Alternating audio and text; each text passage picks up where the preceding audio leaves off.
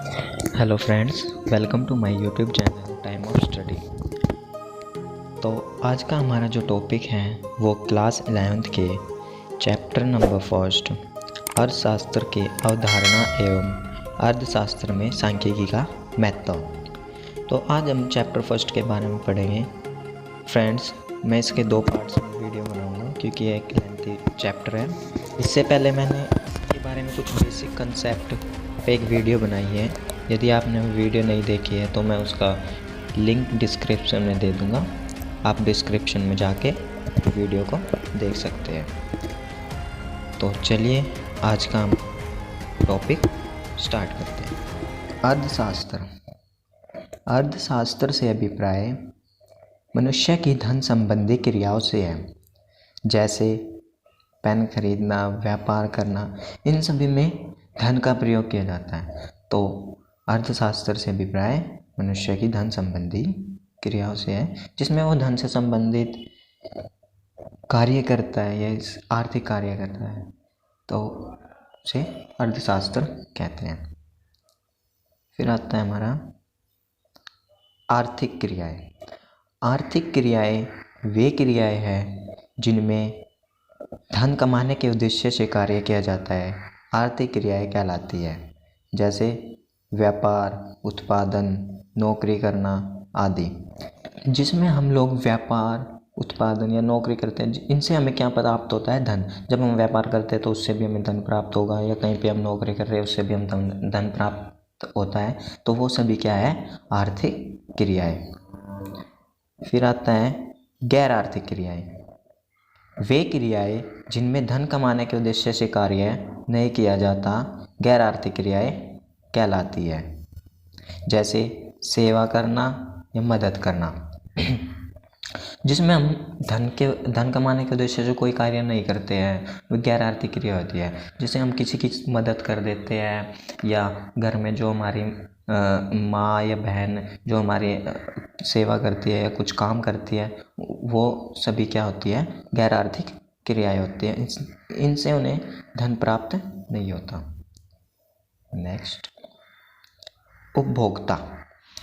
उपभोक्ता वह व्यक्ति जो अपनी आवश्यकताओं की संतुष्टि के लिए वस्तुओं और सेवाओं का उपभोग करता है, उपभोक्ता कहलाता है। जो मतलब किसी को आवश्यकता है, मान लो जैसे हम लिखने के लिए हमें पेन की आवश्यकता है, हम पेन का यूज़ कर रहे हैं, तो वो जो हम पेन का यूज़ कर रहे हैं, उसका उपभोग कर रहे हैं, वो अपनी आवश्यकता क्या होगी? हमारी लिखने की जो आवश्यकता है उसको उसकी संतुष्टि के लिए हम पेन का उपभोग कर रहे हैं, तो हम क्या हो गए? उसमें उपभोक्ता हो गए।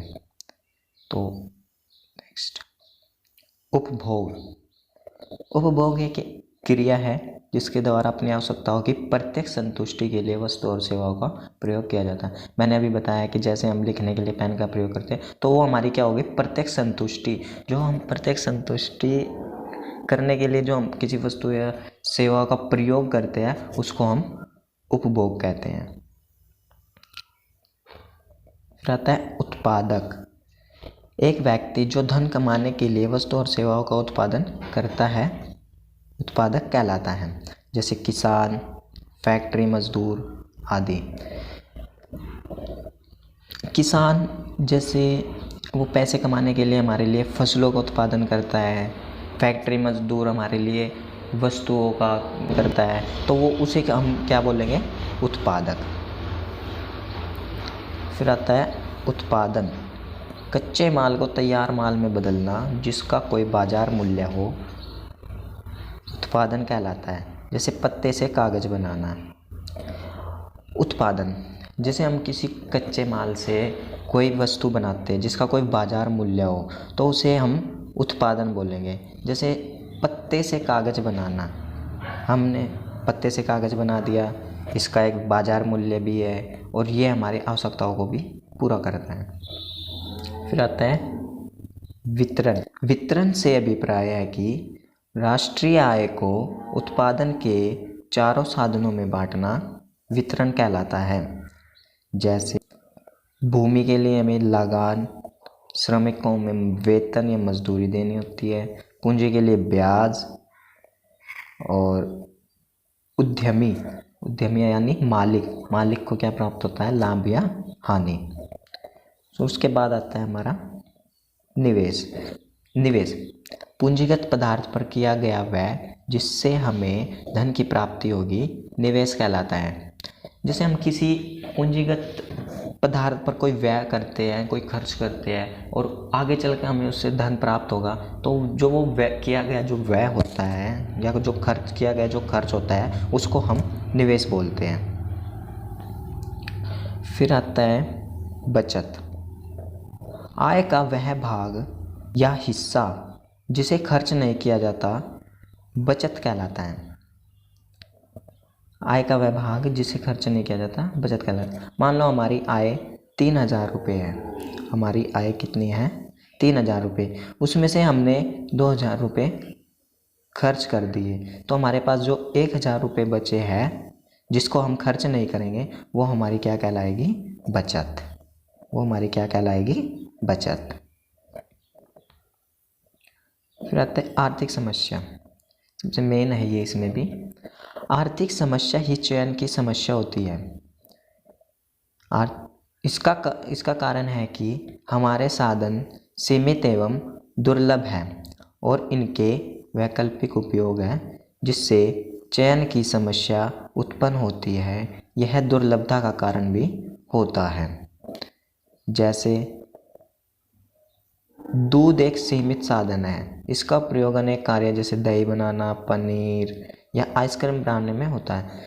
तो जो हमारी आर्थिक समस्या है वो हमारे सीमित एवं दुर्लभ साधन होने के कारण और इनके वैकल्पिक उपयोग है, लेकिन हमारी जो आवश्यकता है वो बहुत ज़्यादा हो गई है। जैसे उदाहरण के लिए ले लो कि दूध जो है 1 लीटर है, तो या तो हम उसका प्रयोग दही बनाने के लिए कर सकते हैं या पनीर बनाने के लिए कर सकते हैं या फिर आइसक्रीम बनाने के लिए कर सकते हैं। तो इसका हम केवल एक ही वैकल्पिक उपयोग कर सकते हैं। सेकंड टॉपिक है हमारा सांख्यिकी। सांख्यिकी से अभिप्राय संख्यात्मक सूचना या उससे संबंधी परिमाणात्मक तथ्य एवं निष्कर्ष से है। इससे संख्यात्मक सूचनाओं का भंडार भी कहते हैं। सांख्यिकी जिसमें हमें संख्यात्मक सूचनाएं प्राप्त होती है या उससे जो निष्कर्ष प्राप्त होते हैं संख्यात्मक रूप में, संख्या के रूप में जो सूचना प्राप्त होती है उसे सांख्यिकी कहते हैं। इसे संख्यात्मक सूचनाओं का भंडार भी कहा जाता है। इसके प्रकार, यह 2 प्रकार की होती है।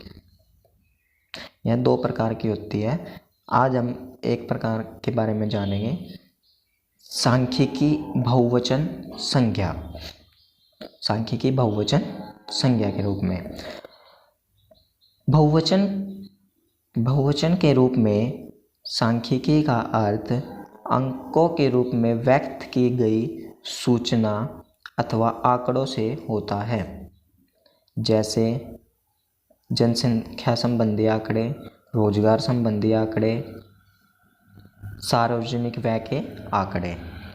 तो बहुवचन के रूप में जो सांख्यिकी होती है उसमें सिर्फ जो हमें सूचना प्राप्त होगी वो अंकों के रूप में प्राप्त होगी। जैसे हम जनसंख्या के बारे में जानते हैं, जनसंख्या के बारे में हमें अंकों के रूप में पता होगा। रोजगार संबंधी जो आंकड़े होंगे वो भी हमें अंकों के रूप में पता होगा और सार्वजनिक व्यय के आंकड़े भी हमें अंकों के रूप में मिलेंगे, क्योंकि ये बहुत बड़े स्तर के आंकड़े हो जाते हैं।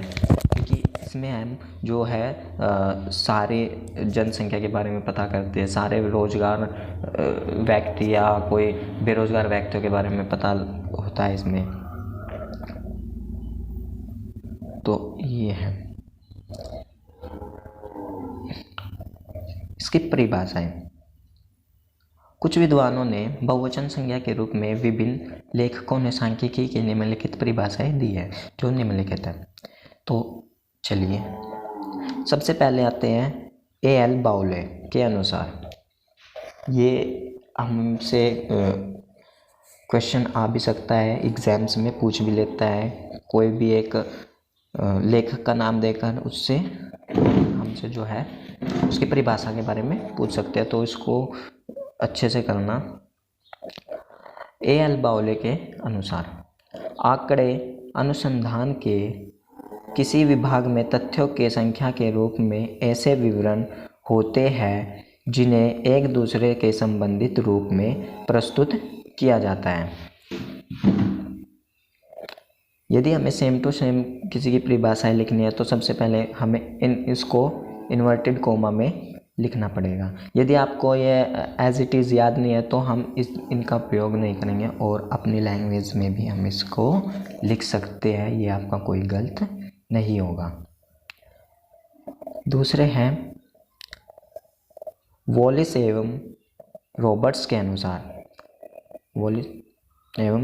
अनुसार समंक तथ्यों के परिमाणात्मक पहलुओं के संख्यात्मक विवरण हैं जो मदों को गिनती या माप के रूप में प्रकट करते हैं।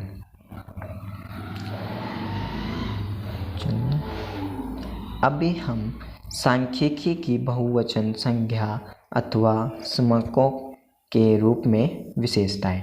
समंकों के रूप में सांख्यिकी की मुख्य विशेषताएं निम्नलिखित है। सबसे फर्स्ट है तथ्यों के समूह। एक अकेली संख्या समंक नहीं कहलाती क्योंकि उससे कोई निष्कर्ष नहीं निकाला जा सकता। अनेक तथ्यों से संबंधित संख्याओं को सांख्यिकी कहा जाता है क्योंकि उनकी आपस में तुलना की जा सकती है अथवा निष्कर्ष निकाला जा सकते हैं। तो तथ्यों के समूह में जैसे हमें कोई एक संख्या दे दी, मान लो कि किसी कॉलेज में 1000 स्टूडेंट हैं। 1000 स्टूडेंट है, लेकिन ये तो हमें पता है कि 1000 स्टूडेंट है, लेकिन हम इससे कैसे निष्कर्ष निकालें कि बीए में कितने हैं, बीकॉम में कितने स्टूडेंट हैं या अदर क्लासेस में कितने स्टूडेंट हैं। यदि तो इसको हम सांख्यिकी नहीं बोलेंगे। यदि हमें बोला जाए कि बीए में 300 स्टूडेंट हैं, बीकॉम में 500 और बीएससी में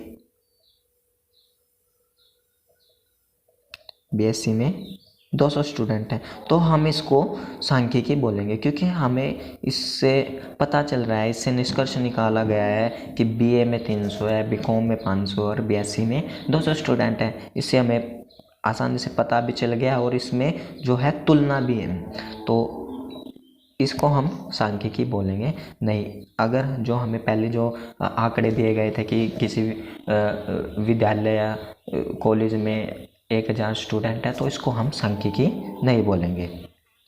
तो नेक्स्ट है संख्याओं में व्यक्त। सांख्यिकी को संख्याओं में व्यक्त किया जाता है। गुणात्मक तथ्यों जैसे छोटा, बड़ा, गरीब, अमीर आदि को सांख्यिकी नहीं कहा जा सकता। जो सांख्यिकी होते हैं वो हमेशा ही संख्याओं के रूप में व्यक्त होते हैं, उनको हम गुणात्मक रूप में नहीं बता सकते। जैसे मान लो कोई हमें बोले कि इरफान की लंबाई 5 फुट 6 इंच है, तो ये एक सांख्यिकी है। यदि बोले कि इरफान एक अच्छा लड़का है, तो इसको हम सांख्यिकी नहीं कह सकते। अनेक कारणों से प्रभावित। आंकड़ों पर किसी एक कारण का प्रभाव नहीं पड़ता, बल्कि अनेक प्रकार के कारणों का प्रभाव पड़ता है।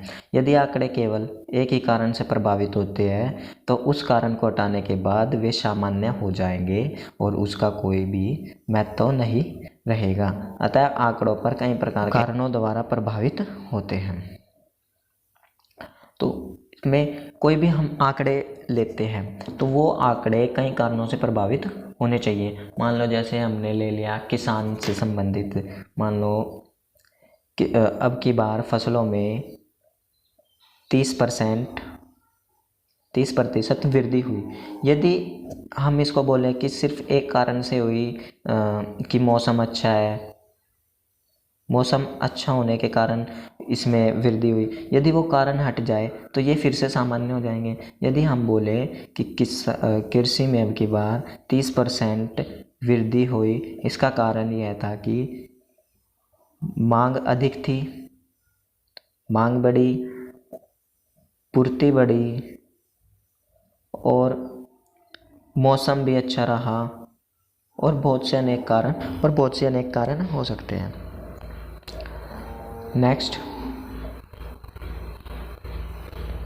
उचित मात्रा में शुद्धता। सांख्यिकी को एकत्रित करते समय शुद्धता के एक उचित स्तर को ध्यान में रखना चाहिए।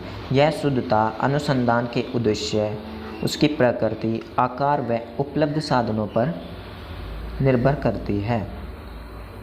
तो इसमें जो हम आंकड़े प्राप्त करते हैं उनकी एक शुद्धता जो उचित स्तर की होनी चाहिए, उसके बारे में हमें उस पर ध्यान देना चाहिए। उनका आकार क्या है, उपलब्ध जो प्रकृति है, आकार है या उपलब्ध साधनों जो जिससे हम आंकड़े प्राप्त कर रहे हैं उन पर उनका क्या प्रभाव पड़ रहा है, उस पर क्या निर्भर करती है, इसके बारे में हमें पूरी जानकारी होनी चाहिए। एक दूसरे से संबंधित रूप में होना।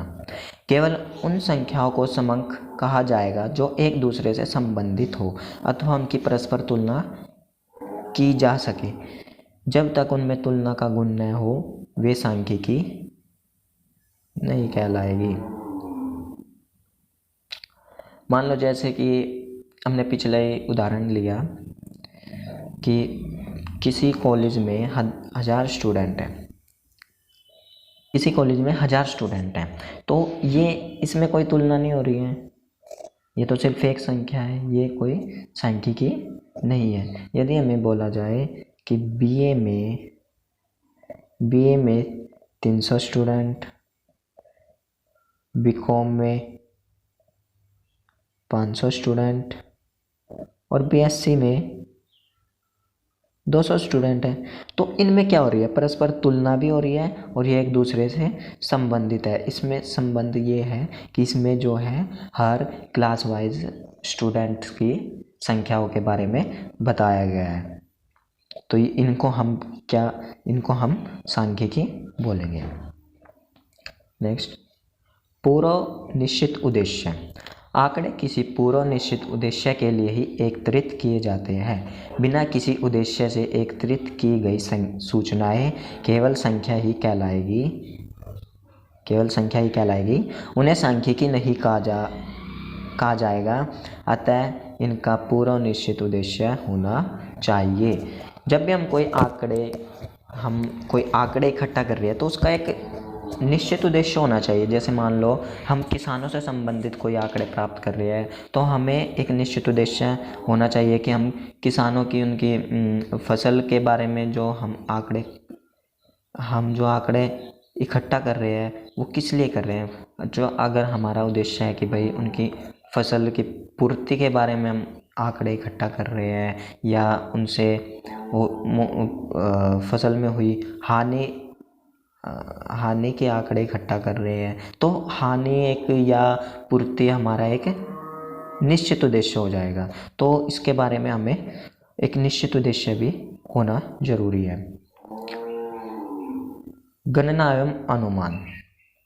समंक को गणना द्वारा या अनुमान द्वारा भी एकत्रित किया जा सकता है। यदि अनुसंधान का क्षेत्र विस्तृत है तो हम अनुमान पद्धति का उपयोग करते हैं। इसके विपरीत यदि अनुसंधान का क्षेत्र सीमित है तो हम उसके लिए गणना पद्धति उपयुक्त होगी। तो जैसे हमारा क्षेत्र विस्तृत है, मान लो जैसे कि प्रधानमंत्री की रैली में दिल्ली से 1000 व्यक्ति आए या मुंबई से 2000 व्यक्ति आए, तो ये क्या हो गया, ये एक नॉर्मली ये हमने अनुमान लगा लिया। क्योंकि हमारा क्षेत्र विस्तृत है, वहाँ पे हम गणना नहीं कर सकते, तो वहाँ पे हम अनुमान पद्धति का उपयोग करते हैं। यदि हमारा क्षेत्र सीमित है, जैसे हमें किसी स्कूल के बारे में जानना है, किसी क्लास के बारे में जानना है, तो जैसे हमें 10th क्लास में स्टूडेंट कितने हैं, मान लो 10th में हमारे पास 50 स्टूडेंट है तो हम इनको काउंट कर सकते हैं। 12th में हमारे पास 30 स्टूडेंट हैं, हम इनको काउंट कर सकते हैं, हम इनकी गणना कर सकते हैं। क्योंकि हमारा क्षेत्र ये क्या हो गया, एक छोटा क्षेत्र हो गया। इसलिए हम यहाँ पे इसको गणना पद्धति का उपयोग करेंगे। फिर आता है व्यवस्थित रूप से संकलित। आंकड़े व्यवस्थित रूप से संकलित किए जाने चाहिए। इन्हें एकत्रित करने से पहले एक योजना बना लेनी चाहिए। अव्यवस्थित रूप से संकलित किए गए आंकड़ों से कोई परिणाम निष्कर्ष नहीं निकाला जा सकता।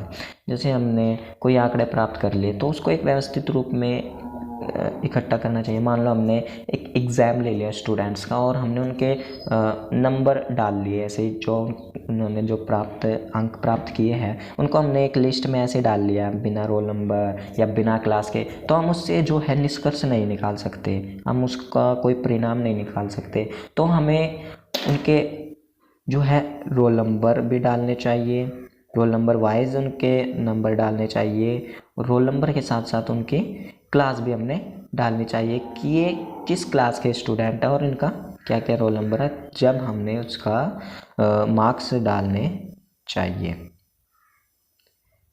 तो जिससे हम इसका अच्छे से हम इनका निष्कर्ष भी निकाल सकते हैं। तो संक्षेप में सभी अंकिक आंकड़ों को सांख्यिकी नहीं कहा जा सकता, परंतु सारे सांख्यिकी को आंकिक आंकड़े कहा जाता है। अभी हम मात्रात्मक आंकड़े और गुणात्मक आंकड़ों के बारे में जानेंगे। तो सबसे पहले मात्रात्मक आंकड़े। मात्रात्मक आंकड़े वे आंकड़े होते हैं जिन्हें संख्या के रूप या आंकिक शब्दों में व्यक्त किया जा सकता है। जैसे वर्ष 2000 में प्रति मास आय 4000 रुपये है, प्रति मास व्यय 3000 रुपये है, प्रति मास और शुद्ध निवेश 1000 रुपये है। तो इन आंकड़ों को हम मात्रात्मक आंकड़े कहा जा सकता है। नाम से ही पता चल रहा है, मात्रा के रूप में व्यक्त आंकड़ों को ही मात्रात्मक आंकड़े कहा जाता है, सिंपल सा। फिर आता है गुणात्मक आंकड़े। गुणात्मक आंकड़ों को आंकिक शब्दों के रूप में व्यक्त नहीं किया जा सकता। इन्हें गुण, वस्तु की गुणात्मक विशेषता के रूप में व्यक्त किया जाता है। जैसे सोहन एक अच्छा विद्यार्थी है, मोहन एक सुंदर लड़का है। इन्हें हम गुणात्मक आंकड़े बोलेंगे। जिन आंकड़ों को गुणों के रूप में व्यक्त किया जाता है, अभी बताया, सोहन एक अच्छा लड़का है, इसमें कोई संख्या नहीं है। सोहन एक सुंदर लड़का है, इसमें भी कोई संख्या नहीं है, इसमें सिर्फ उनका गुण बताया जा रहा है कि जो सोहन है वो अच्छा है और जो मोहन है वो सुंदर है। तो इनको हम गुणात्मक आंकड़े बोलेंगे। आज के लिए बस इतना ही। इसका जो नेक्स्ट पार्ट आएगा उसमें हम अपने इस चैप्टर को पूरा कंप्लीट कर देंगे। यदि वीडियो अच्छी लगी है तो वीडियो को लाइक करें, शेयर करें, कमेंट करें और मेरे चैनल को सब्सक्राइब कर लें और बेल आइकन को ज़रूर दबा लेना ताकि मेरी आने वाली नेक्स्ट वीडियो आपके पास जल्द से जल्द पहुंच जाए।